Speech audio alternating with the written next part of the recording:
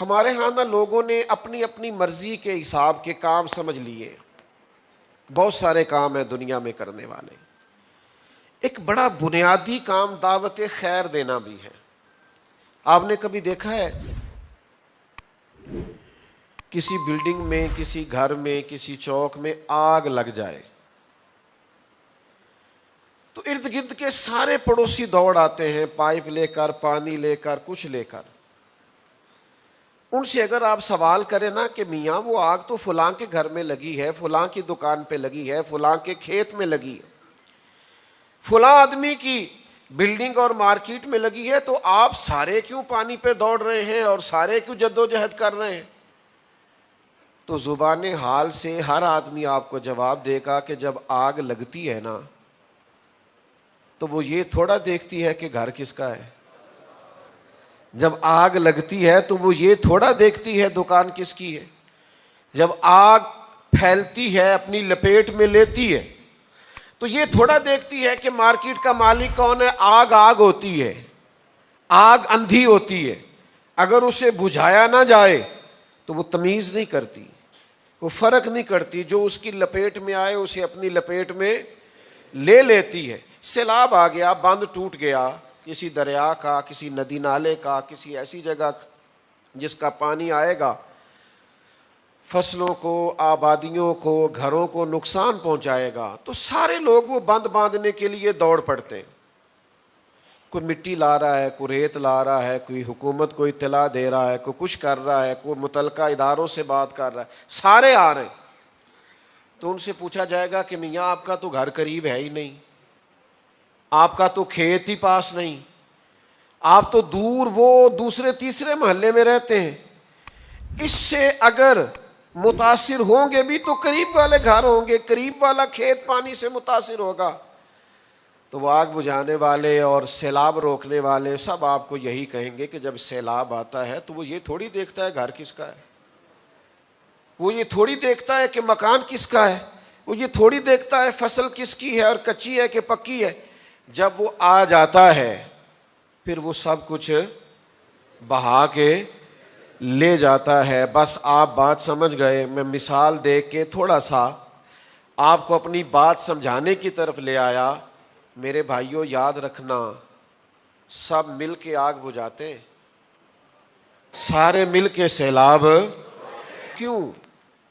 وہ اس لیے کہ سب کو پتہ ہوتا ہے اگر یہ روکا نہ گیا تو میرا گھر بھی اس کی لپیٹ میں آ سکتا ہے، میرا کھیت بھی آ سکتا ہے، میری دیوار بھی گر سکتی ہے.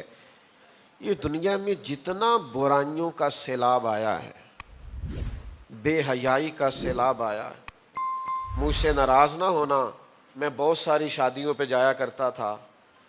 کم از کم مسلمانوں کے اندر اتنی تمیز باقی تھی کہ ایک طرف مرد بیٹھیں گے، ایک طرف عورتیں بیٹھیں گی اور بیچ میں پردہ لگایا جائے گا. یہ میں چند سالوں سے دیکھ رہا ہوں، وہ پردہ بھی ہٹ گیا ہے، وہ صورتحال بھی بدل گئی ہے. ہم نے خود آگ لگائی ہے چمن میں اپنے، بے سبب گردش ایام کو الزام نہ دو. ہم نے خود نور کا ظلمت سے کیا ہے سودا، کر کے توہین سحر شام کو الزام نہ دو. اکبر الہ آبادی کہتے ہیں بے پردہ نظر آئیں کل مجھے چند بیبیاں، اکبر زمین میں غیرت قومی سے گڑ گیا. پوچھا جو آگے بڑھ کے ان سے کہ تمہارا پردہ کدھر گیا؟ کہنے لگی وہ عقلوں پہ مردوں کی پڑ گیا، مردوں کی عقلوں پہ پڑ گیا. آہستہ آہستہ سب پیسے آئے نہیں، جدت آئی نہیں، مال آیا نہیں، عہدہ ملا نہیں، اور لوگ جدید ہوئے نہیں، تمیز ہی ختم ہو گئی ہے. خیال ہی نہیں رہا پردہ کس چیز کا نام ہے. وہ کسی فقیر نے کہا تھا میرا تو پوتا بازار سے ایک ٹافی لینے گیا تھا، چاکلیٹ لے کے آیا تھا، تو وہ چاکلیٹ جب تک با پردہ تھی مکھیوں سے بچی ہوئی تھی، اور جیسے ہی اس نے اس کے اوپر سے ریپر اتارا ہے تو مکھیوں نے حملہ کیا ہے، گندگی آ گئی. آپ کو پتہ ہے جب تک حیا کی چادر لوگ اوڑے رکھتے ہیں وہ گندگی سے بچے رہتے، لیکن جیسے ہی وہ چادر ہٹ جاتی ہے، میں اس لیے تنقید نہیں کر سکتا کہ جتنی بھی بیاہوں میں شادیوں میں لوگ موجود ہوتے ہیں وہ غیر تو نہیں ہیں، وہ ہمارے اپنے ہی ہیں، لیکن ہم سب تمیز بھول جائیں گے. سیلاب آ جائے گا گناہ کا، مجھ سے ناراض نہ ہونا، سیانا آدمی ہے، سمجھدار ہے، پڑھا لکھا ہے، اس کے بالوں میں چاندی آ گئی ہے، لیکن اپنے موبائل سے اگر وہ واہیات ویڈیو کسی کو بھیجتا ہے تو مجھے بتانا کہ میں سوچ اور ذوق کا ماتم نہ کروں، میں اس معاشرے کو معاشرہ کہوں یا انسانوں کا بے ہنگم ہجوم کہوں۔ کچھ لوگ کچھ ایسی گفتگو کر رہے ہوتے ہیں جو ان کی شخصیت سے میچ نہیں کر رہی ہوتی، ان کا قد بہت اونچا ہوتا ہے، ان کا سٹیٹس بہت بلند ہوتا ہے، ان سے بہت بزرگی والی بات کی توقع ہوتی ہے، لیکن وہ ایسی گفتگو کرتے ہیں۔ کرنا کیا ہے، کس طرف جانا ہے؟ میں چھوٹا سا خادم الدین کا، میرے پاس بڑی تعداد نوجوانوں کی آتی ہے، میں دن رات ڈیل کرتا ہوں۔ میں نے آج آپ سے کہا تھا تقریر نہیں کرنی، دل کی باتیں کرنی ہے۔ میں آپ کو اللہ کو حاضر ناظر جان کے کہتا ہوں، میرا جوان برا نہیں ہے، داڑھی نہ بھی رکھی ہو نا، نماز پابندی سے خدا نہ خواستہ نہ بھی پڑھتا ہو، اور اس کا دینی حلیہ نہ بھی ہو، تو پھر بھی میں نے دیکھا ہے مدینے والے کا نام آئے تو اس کی آنکھوں میں چمک پیدا ہو جاتی، اس کی روح روشن ہو جاتی کہ میری ملت کا جوان برا تھوڑی تھا۔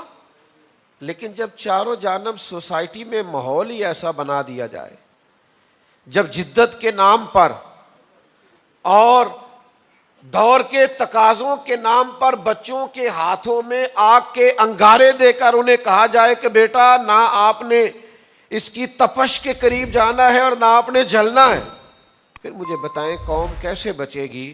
تو ہم نے کرنا کیا ہے؟ ہم نے کرنا یہ ہے کہ کسی ایک مبلغ کے ذمے نہیں لگانا، کسی ایک عالم کے ذمے، کسی ایک خطیب واعظ کے ذمے نہیں لگانا۔ جس طرح سارے مل کے آگ نہیں بجھاتے، ہم نے بھی سب نے مل کے دین کی تبلیغ کرنی ہے۔ جس طرح سارے مل کے سیلاب نہیں روکتے، بالکل اسی طرح سب نے مل کے، ہو سکتا ہے کسی سے ایک آدمی مشورہ کرتا ہو تو کسی سے 100 آدمی مشورہ کرتے ہو، تو کچھ نہ کچھ لوگوں میں تو ہم اثر رکھتے ہیں نا۔ تو اپنے حلقہ اثر میں ہر ایک نگہبان ہے، ہر ایک سے رعایا کے بارے میں پوچھا جائے گا، ہر ایک سے سوال ہوگا، تو تھوڑا تھوڑا کر کے جد و جہد کرنی شروع کریں۔ یہ کسی ایک آدمی کے بس کی بات نہیں رہی، میں سب جگہوں پہ نہیں جا سکتا، سب جگہوں پہ بات نہیں کر سکتا، یہ تو اب سب کو مل کے چلنا پڑے گا، اور مل کے چلیں گے تو اللہ فضل فرما دے گا۔